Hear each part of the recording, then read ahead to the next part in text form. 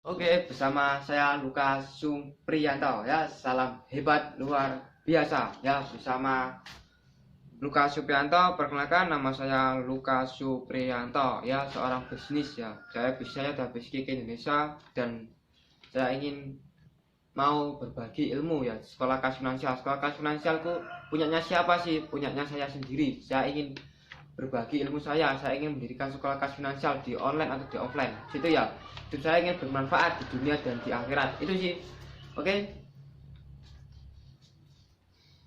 visi saya di sekolah kas finansial itu adalah sukses di dunia dan akhirat. Nah kan, sekolah kas finansial itu finansial adalah mengolah keuangan, manajemen keuangan. Kalau kita bisa paham dengan manajemen keuangan, jelas Anda akan menjadi orang kaya. Kalau visi saya kan sukses di dunia dan akhirat. Jadi nggak sukses itu ada 8 aspek. Ya, kamu cari di YouTube saya, di belakangnya ada 8 aspek saya sudah sebutkan.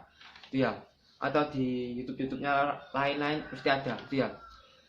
Terus misi saya adalah cerdas finansial. Nah, misi saya untuk sukses di dunia dan akhirat adalah kita harus cerdas finansial pertama. Terus membimbing manusia, kita harus membimbing manusia. Ya, kenapa harus bisa membimbing manusia? Kalau kita tidak bisa membimbing manusia, ya bagaimana kita bisa sukses ya? Intinya orang sukses itu bisa membimbing, bisa bermanfaat, bisa berdampak, itu sih. Lalu menebarkan kebaikan ya, kita harus menebarkan kebaikan, menebarkan ilmu kita, menebarkan apa yang kita bisa kita berikan ya. Bukan secara materi saja, ya, berikan ilmu Anda, berikan cara pola pikir Anda gitu ya. Lalu memiliki akhlak baik dan tata agama.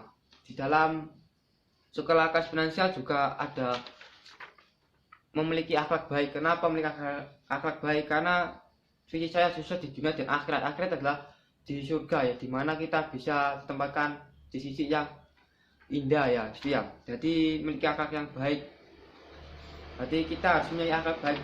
Tidak boleh berani pada orang tua, tidak boleh membantah pada guru-guru kita, ya. Selalu hormat pada yang tua, ya.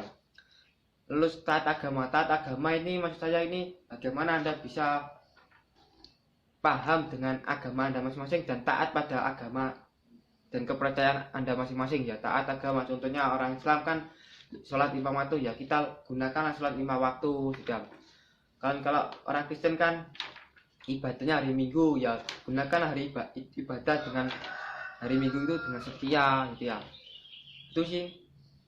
Lalu mengurangi kemiskinan. Kenapa sekolah kas finansial? Kalau Anda sudah cerdas, jelas Anda akan mengurangi kemiskinan di lingkungan Anda, dimanapun Anda berada. Anda bisa membahas dengan sekolah kas finansial ini ya.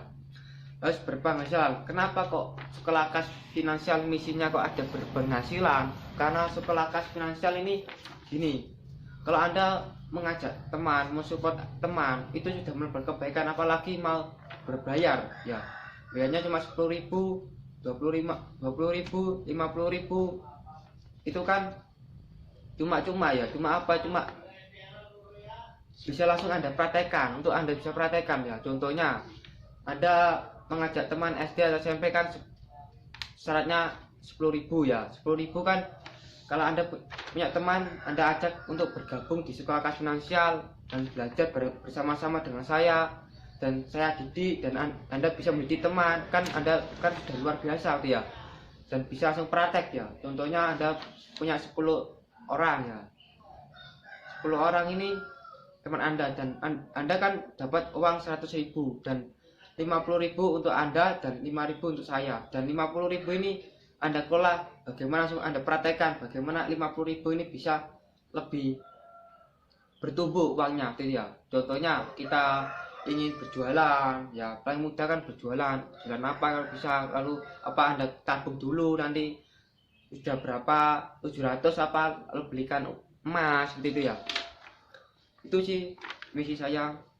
Lalu yang Anda dapatkan dari sekolah kas finansial, dapat ilmu dan pengetahuan, dapat bimbingan, memiliki teman baru di grup dan dimanapun sih. Kalau ada hubungan dengan sekolah kas finansial, dan Anda lebih mudah untuk belajar dengan orang-orang sekitar itu ya, dari komunitasnya itu ya. Terus memiliki persiapan baik, Anda kalau sudah bergabung dalam sekolah kas finansial, Anda itu sudah memiliki persiapan yang baik daripada anak muda atau orang-orang yang belum tahu tentang sekolah kas finansial saya dia. Oke ya, bebas bertanya, Anda bebas bertanya pada saya tentang kehidupan ya, tentang sekolah keuangan ya, sekolah manajemen keuangan, manajemen waktu. Anda bisa konsultasi pada saya dia.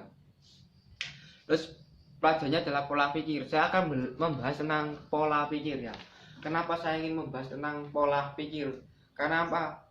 Karena dalam pola pikir manusia itu ada negatif, ada yang positif ya. Kita harus tahu di mana kita harus positif, di mana kita harus negatif, tapi kita harus lebih positif ya. Kalau kita positif terus, kalau tidak tahu negatifnya itu berbahaya ya. Kita harus seimbang lah. Tapi kita harus mensikapi keadaan, mensikapi apapun kita harus positif. Itu ya pelajaran saya, pola pikir ya. Kita harus merubah pola pikir, kebiasaan kita. Contohnya kita kebiasaannya kita apa, bermain-main saja, main game terus, tidak pernah belajar membaca buku. Itu ya, itu kan pola pikirnya sudah diprogram kurang baik ya, kurang tepat. Terus lalu melihat TV, melihat YouTube-nya, mendengar itu, kalau mendengar dan melihat tidak tepat.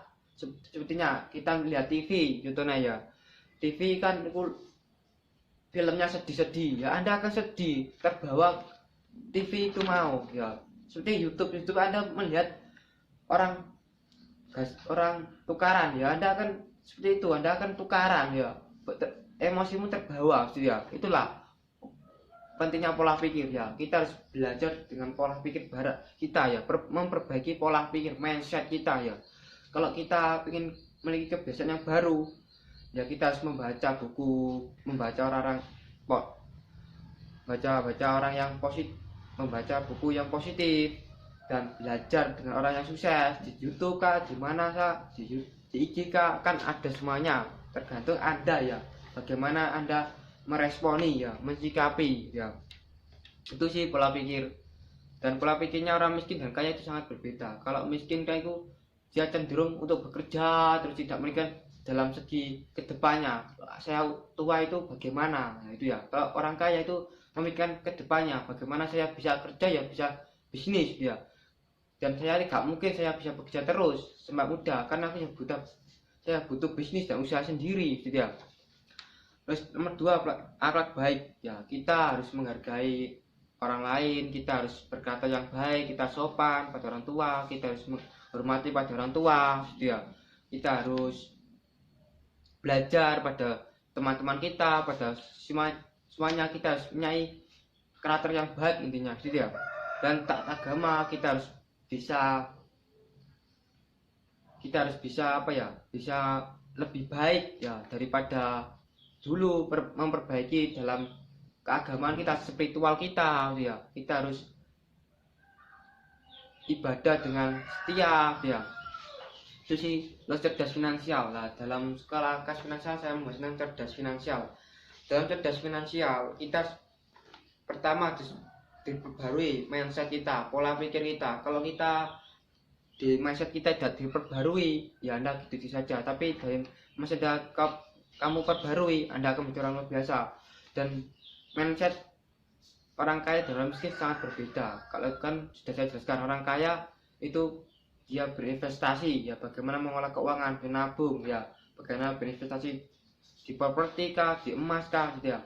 Dan kalau orang miskin kan dia punya gaji, punya kerja, kan itu buat happy, buat beli barang konsumtif seperti sepeda motor 5, beli sepeda motor 5, padahal di rumah sudah punya sepeda motor 1 ya. Itu nilainya turun, sepeda motor itu nilainya turun ya. Kita harus tahu bagaimana mana yang nilainya turun dan mana yang nilainya naik gitu ya. Tuh. Lalu kita harus punya mental juara. Dalam sekolah kas finansial Anda harus punya mental juara. Kenapa harus punya mental juara? Dalam sekolah kas finansial Anda harus mengirit ya, bukan pelit ya, mengirit dan menghemat. Bagaimana Anda mengerem ya, membeli barang yang tidak dibutuhkan ya, tidak diperlukan ya. Seperti Anda membeli HP sudah punya 1, Anda pengen beli HP yang baru, itu namanya nggak mengirit, hanya aku terbawa emosi yang kurang tepat ya, emosi kurang. Nah, itu harus berubah, pola pikirnya itu harus dirubahkan ya, dibenarkan, ditempatkan ya. Oke ya, kita harus minta juara, kita harus menghemat ya, kita harus bisa menabung, kita bisa paham namanya uang ya, kita bisa berjualan, kita harus bisa usaha sendiri. Itulah, jangan Anda kerja terus ya, Anda akan gitu-gitu saja sampai tua, Anda gitu aja bermasalah dengan namanya keuangan ya. Saya lihat dengan keluarga, orang yang sudah beristri, sudah punya anak, kalau dia tidak tahu namanya mengolah keuangan, dia pasti bermasalah dengan keuangan. Bisa itu keluarganya bisa cerai, bisa itu keluarganya bisa berantakan dia karena uang finansialnya dia. Jadi kita harus mempersiapkan diri ya.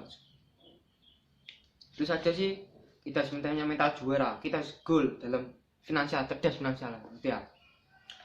Oke, bersama Lukas Suprianto, itu yang sudah saya sampaikan di Sekolah Kas Finansial ya. Cerita singkat saya, kenapa saya ingin membahas Sekolah Kas Finansial ini, bukan ingin, tapi sudah saya laksanakan ya. Kenapa? Karena itu mau, dalam keluarga saya itu namanya finansial itu berantakan ya. Tidak tahu namanya mengolah keuangan. Jadi saya memperbaiki mengolah keuangan, bagaimana saya menyiapkan masuk keluarnya uang ya, itu sih. Jadi semoga Anda bisa belajar di sini dan Anda bisa saya masukkan grup, dan jangan lupa di komen ya, di komen di YouTube saya ya, Suprianto JBG. Nanti saya masukkan di grup saya ya, bisa bertanya-tanya tentang kecerdasan finansial ya. Itu sih pelajaran saya hari ini, saya akhiri ya. Terima kasih atas waktu Anda untuk meluangkan belajar bersama saya. Semoga ilmu saya ini bermanfaat, karena ini saya tidak cukup untuk membahas tentang pola pikir semuanya. Kalau saya jelaskan cuma di YouTube tidak cukup ya. Nanti satu saat kalau sudah ada grupnya, sudah jadi, ada orangnya sudah jadi ya, nanti masuk ke Zoom atau masuk saya ajarkan langsung secara offline ya. Offline secara tatap muka dengan saya ya. Oke, terima kasih, salam sukses luar biasa.